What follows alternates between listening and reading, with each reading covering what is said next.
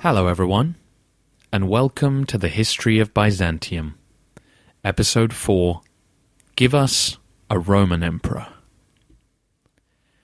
Last time, we followed the reign of the Emperor Zeno through various rebellions and diplomatic scheming. In 488, the emperor persuaded the Goths to head west and invade Italy, ending their century-long domination of the Balkans. The details of the war between Theodoric and Odoacer are not important for our story, but the outcome is. Theodoric won all of the major battles over the next couple of years, and then began besieging Odoacer in Ravenna. As you know, the imperial stronghold at Ravenna was very hard to capture because it was situated amongst a series of lagoons and could be resupplied by the sea. It proved so hard to take that Theodoric had to convince Odoacer to open the gates voluntarily after agreeing to some form of co-rule. No such power-sharing was to take place, though, and Theodoric himself apparently struck the final blow, killing Odoacer over dinner in March 493. Italy was now under Ostrogothic control, just as Spain and southern Gaul were dominated by the Visigoths. Zeno's time in office was so filled with incident that I have had to leave discussion of his religious policies until now. It looks like keeping a straight chronological narrative is going to be increasingly difficult within the Byzantine world. The religious life of the empire runs parallel to the political and military developments, and so it's often simpler to divide the story up. I hope it won't disrupt the flow too much, and I will always strive to keep things running in a straight line whenever I can. You'll recall that in Episode 2 I discussed the growing problem of monophysitism. This was the belief held by some Christians that Jesus' nature was entirely divine. The strongholds of this belief were in the East, and they showed no sign of losing ground to the orthodox position that Jesus was both man and God simultaneously. Zeno and his patriarch Acacius were naturally worried about what all this meant for the unity of the empire. The imperial system was now conceived as one emperor ruling one empire on behalf of one god. To have any portion of the empire disputing who God was an affront to that ideal. Just in case you are unsure, the term patriarch means chief bishop for a particular region. The term we've come to use in the West is Pope, but at this time each of Constantinople, Alexandria, Antioch, Jerusalem, and Rome had their own patriarchs. So, stepping back in time a little, in 482, just before Iulus's revolt began in force, the Patriarch of Alexandria died. The clergy of the city wasted no time in appointing a new man, Peter the Horse, to the position. As in, horse voice, not face. Peter was a confirmed monophysite, which put Zeno and Acacius in a difficult position. What they came up with was a decree called the Act of Union, or Henoticon in Greek, which was an attempt to mollify those with softer monophysite beliefs and bring them back into the orthodox fold. The Henoticon reaffirmed the belief that Jesus was both man and God, while leaving out the difficult word nature altogether. As was often the case with disputes like this, the Henoticon satisfied few, and in some quarters caused great anger. One such quarter was Rome, where Pope Simplicius and later his successor Felix III were deeply unhappy with any compromise with the monophysites. In the Greek East, the endless theological speculation and debate were very much part of the culture. In the Latin West, it was not. The Pope in Italy had almost no monophysites to worry about, so unlike Zeno, was far less concerned with the unity of far-off provinces.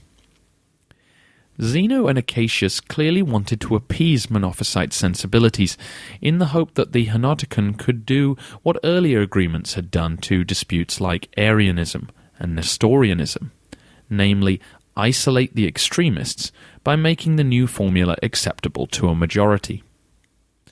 Although the Henoticon was accepted officially by many in the church, it didn't achieve what the emperor had intended.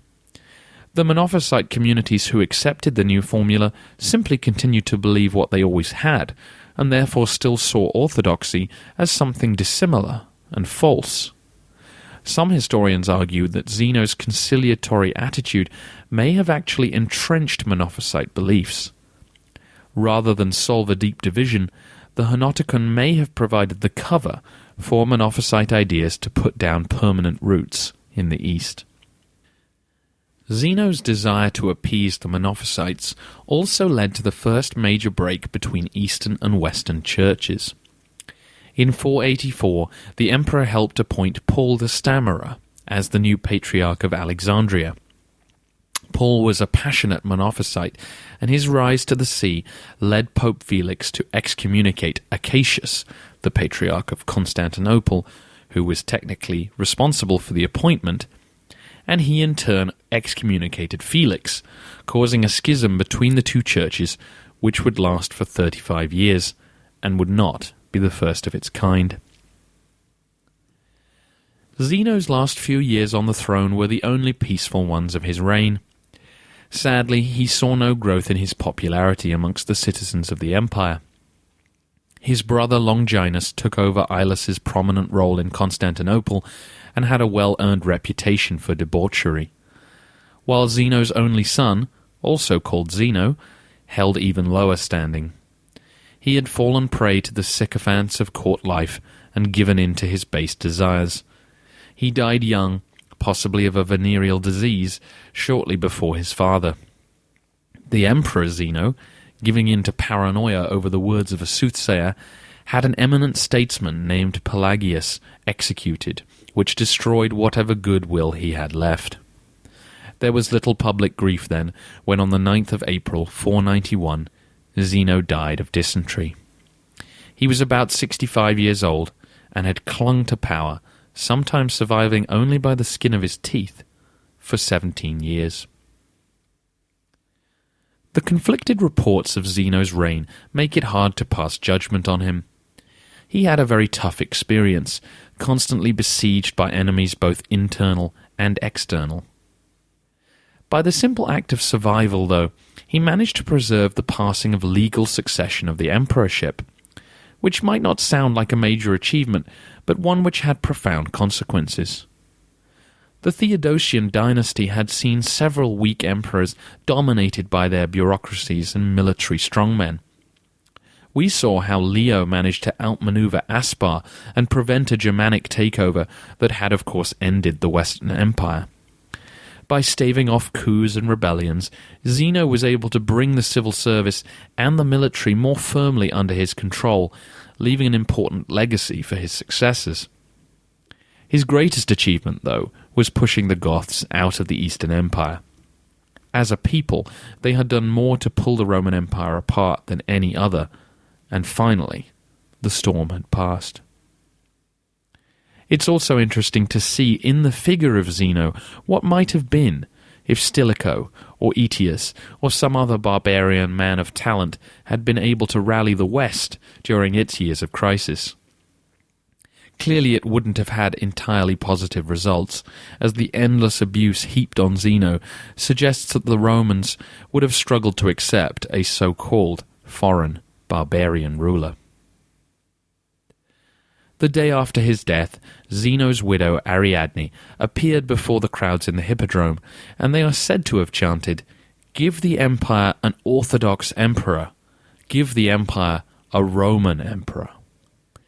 The people of Constantinople were making their feelings about Zeno entirely transparent.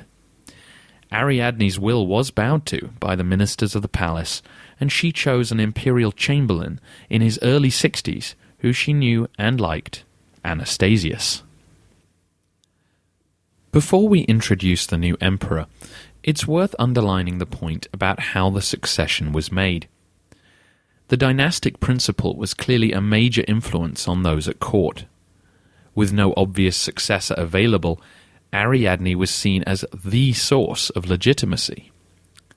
The idea of a royal family ruling the empire had of course been a reality since the days of Augustus, but within the Byzantine world it would become an increasingly important reality, and the growth of power amongst certain imperial women is an interesting twist given the patriarchal history of Rome. Practically, though, the lack of alternative claimants to the throne speaks to the policies of Leo and Zeno in ridding the capital of other powerful men. Instead of competing generals battling over the throne, the succession was entirely peaceful, with great benefits for all those involved.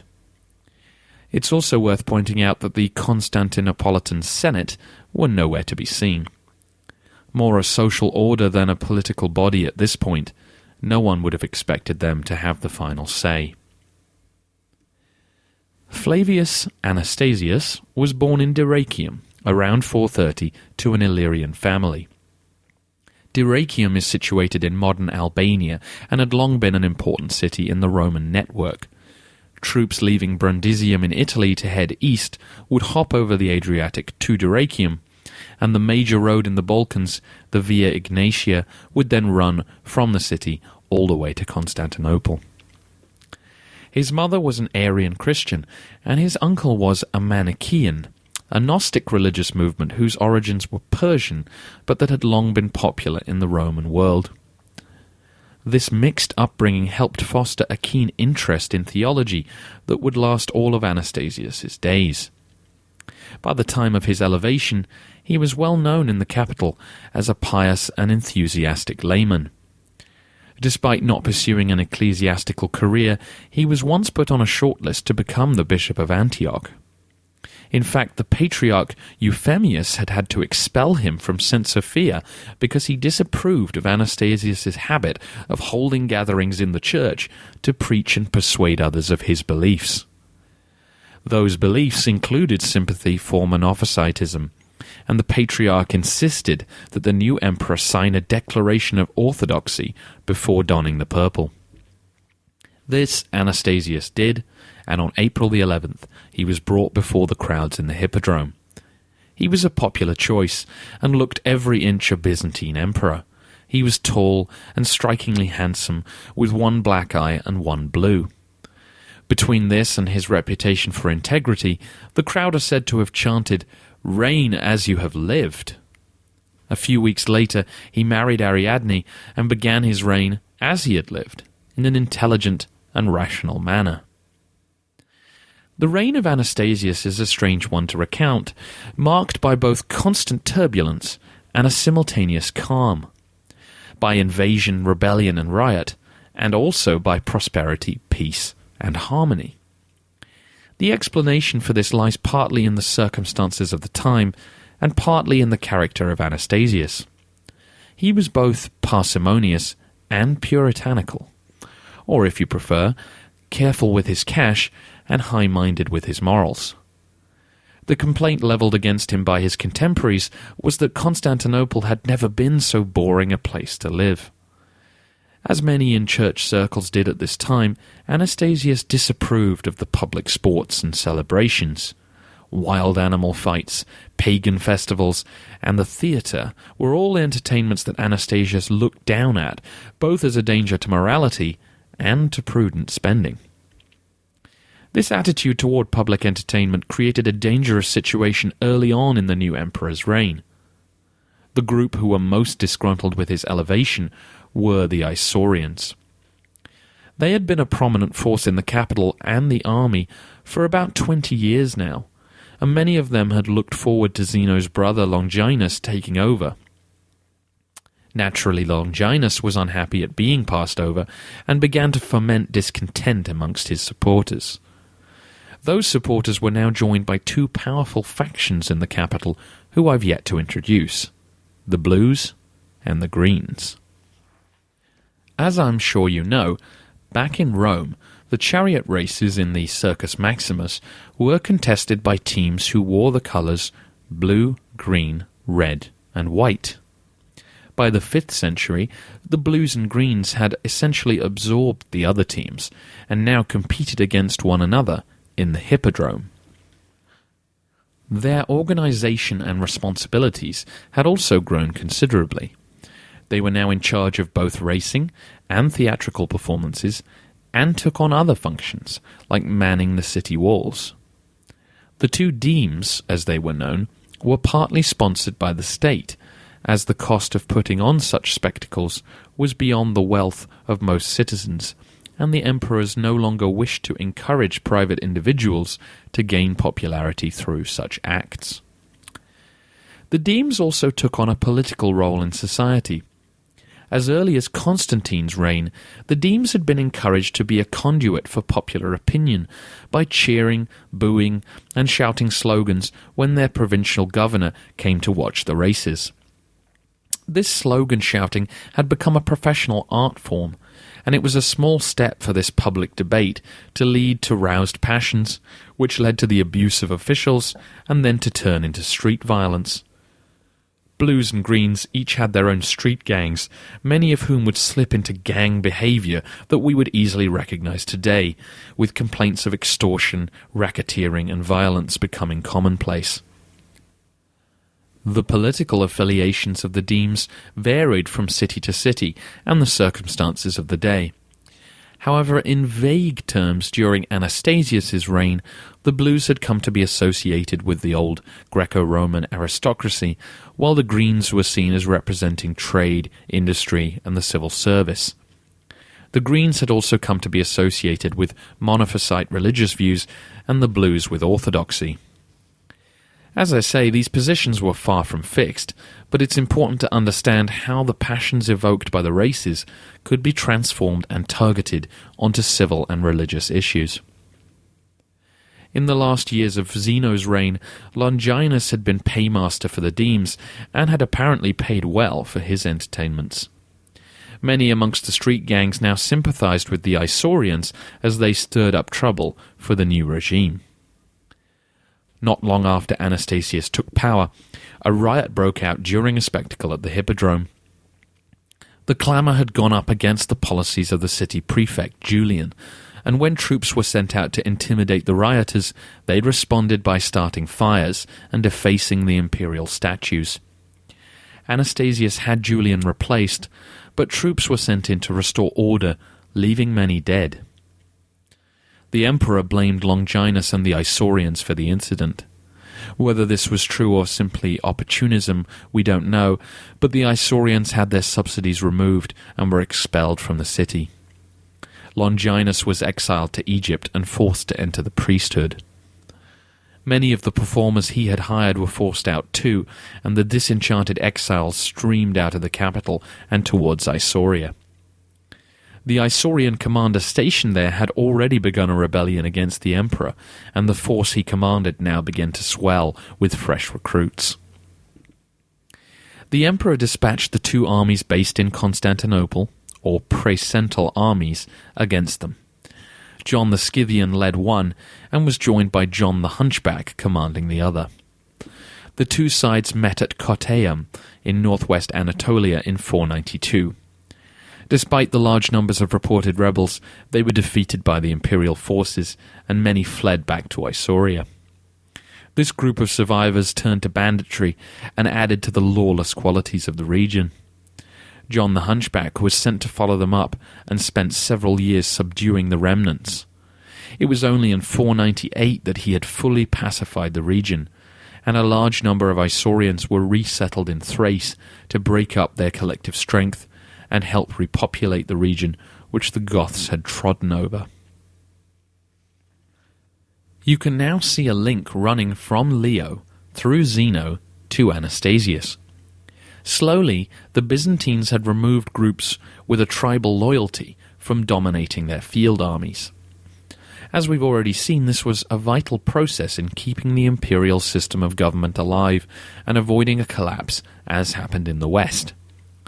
It also meant that by the time of Justinian, he would have the armies he needed to attempt his reconquests. The following year, there were more riots in the capital, led by the Blues and Greens, and statues of the emperor and empress were dragged through the streets.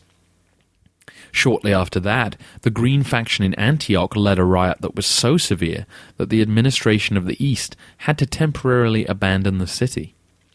The specific cause of this unrest is debated, but there was no time for Anastasius to rest, as also in 493, the Bulgars stormed down into Thrace, killing the master of soldiers. I mentioned the Bulgars last episode when Zeno was searching for allies who could counter the growing power of the Goths, but as their role in our story is only going to grow, I should introduce them as best I can. Roman sources are distinctly unreliable when describing the various groups of barbarians that lived beyond their frontiers. The Bulgars arrived on the Roman doorstep when the Huns began to bring the peoples north of the Danube under their sway in the 4th century. Before that, we believe they were living in the steppe lands north and east of the Black Sea. As with the Huns, their specific ethnic origins are not clear, and as with most successful nomadic groups, they had presumably absorbed other ethnic peoples along the way. It's possible that at that time they had Sarmatian or Scythian elements within them, and many historians believe they were originally a Turkic people. With the breakup of the Hunnic Empire in the 450s, the Byzantines became aware of a people called Onogundars, settled in the region between the mouths of the Danube and the Dniester. The Onogundars were believed to still be Huns, and only slowly came to be known as Bulgars by the Byzantines. Over time, they would get to know them much better. The Balkans had been under threat for many years, of course, but it's believed that around this time, Anastasius constructed the Long Walls of Thrace, a new fortification to add to the already impressive land walls of Constantinople. The Long Walls began about 40 miles west of the capital at Selimbria on the Sea of Marmara, and ran all the way to the Black Sea coast. The stone and turf walls came complete with towers, gates, forts and ditches, but were not particularly effective. They were hard to garrison, as troops were often needed elsewhere, but they do give us an indication of the Byzantine mindset at this time. Even with the Goths gone, the approaches to the capital were still felt to be vulnerable. Back inside that capital, Anastasius's religious policies began to cause him some problems.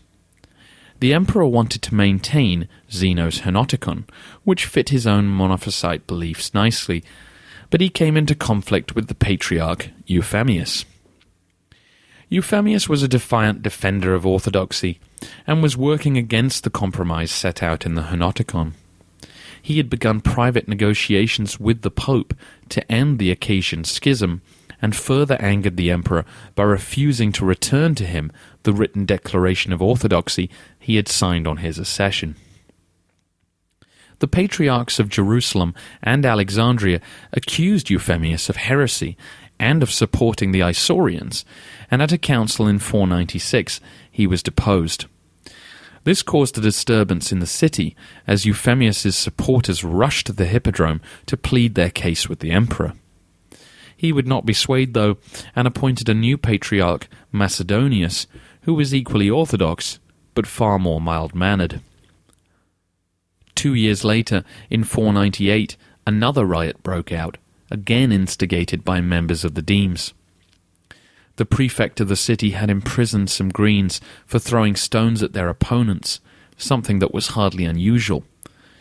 The Green faction made a demonstration in the hippodrome, and when Anastasius ordered troops in to suppress them, they, funnily enough, began hurling stones, some of them in the direction of the emperor. Again the rioters started fires, which actually spread alarmingly toward the Forum of Constantine. Once more the troops restored order, punishments were doled out, and again Anastasius removed the offending city prefect. He was certainly not deaf to public outcry.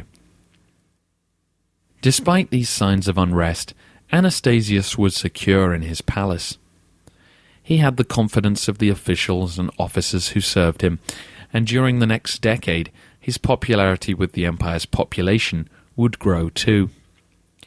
Today, Anastasius is best remembered for the huge reserve of treasure he left for Justinian to exploit. He was certainly a conscientious ruler, and the attention he paid to the control of the empire's finances is a great credit to him. One of our contemporary sources for the period is a bureaucrat called John the Lydian, who worked in the office of the Praetorian prefect. He claims that Anastasius's financial acumen saved the state, which had been on the brink of bankruptcy since the campaign against the Vandals.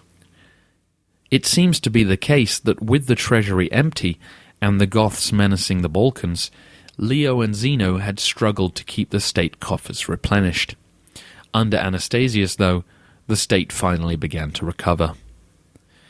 The emperor worked with his financial advisor, a Syrian named Marinus, who was eventually made Praetorian prefect, and the Count of the Sacred Largesse, John, on a range of policies.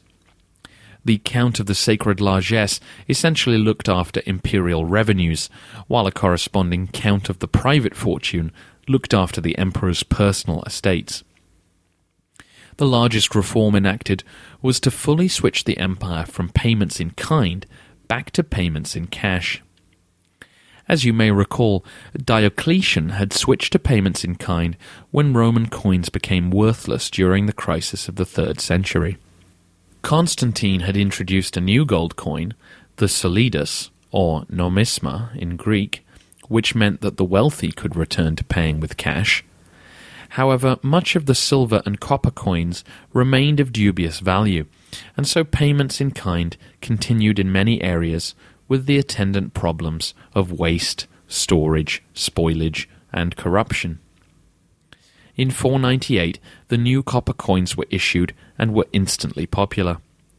They came in clearly marked denominations and were tied to the gold coinage. The most popular and largest of these coins was the folis. It could buy roughly a pound loaf of bread and stayed in use for centuries with little fluctuation in price. Soon after they were issued, the state stopped supplying its soldiers with arms, clothes, and rations. Instead, the troops were paid a larger allowance and encouraged to buy their equipment from the state. This increased allowance meant many frontier soldiers weren't so dependent on other means of making money, including extortion. It also allowed for an increase in the recruitment of native Byzantines into a service which for the last 2 centuries had been viewed as a wretched existence. A new administrator was also created to help collect taxes and combat the possibility of embezzlement of the new coinage. The defender of the city, or vindex civitatis, would now supervise provincial tax collection instead of local town councils being solely responsible. This was a partial return to the old system of tax farming, as the job of collecting taxes was awarded based on bids of how much could be brought in. In theory, this would prevent rich landowners from putting unfair pressure on city councils to exclude them. But of course, nothing was stopping the landowners from bribing the vindex. Naturally, embezzlement still went on, but the amount of tax the state received increased. Anastasius had less to fear from men in high places than either Zeno or Leo, and so was able to regulate official fees, curb bribery, and keep a close watch over military payrolls. He was generally disliked by the official classes because their pockets suffered as a result. The emperor was regularly accused of stinginess, and his lack of spending on pageantry and pleasure was an understandable niggle. However, several instances of Anastasius's personal generosity are recorded, and he did spend money on public works. Along with the Long Walls, he financed a canal project in Bithynia and helped repair towns damaged by earthquakes and war. Also in May 498, the emperor abolished the hated quinquennial tax on commerce, also known as the chrysagrion, which resulted in much celebration. The tax fell heaviest on the poorer classes and tradesmen, and apparently in the city of Edessa the celebrations were so wild that they lasted for a whole week and were intended to become an annual festival. The emperor was able to make up the loss of revenue with contributions from the imperial estates, now enlarged by the acquisition of Zeno's property and of other Isaurian rebels. We'll leave Anastasius there for now, enjoying the glow of his popularity. Although it will last for a decade, or perhaps more, there are still plenty more invasions, rebellions, and riots to get through. In 3 weeks' time, yeah, I know, we will rejoin Anastasius as he faces new challenges, including a war with our old friends, the Persians. I'm also aware that I'm throwing a lot of names, terms, and geography at you that may be unfamiliar even to hardcore fans of the history of Rome. So when we reach the end of Anastasius's reign, I will take the time to look around and examine what kind of empire we're dealing with and what daily life would have been like for its citizens. I'd like to say a big thank you to Tom Sawford, who plugged the podcast on his blog, Making Byzantium Live for People Today, which you can find at mybyzantine.wordpress.com.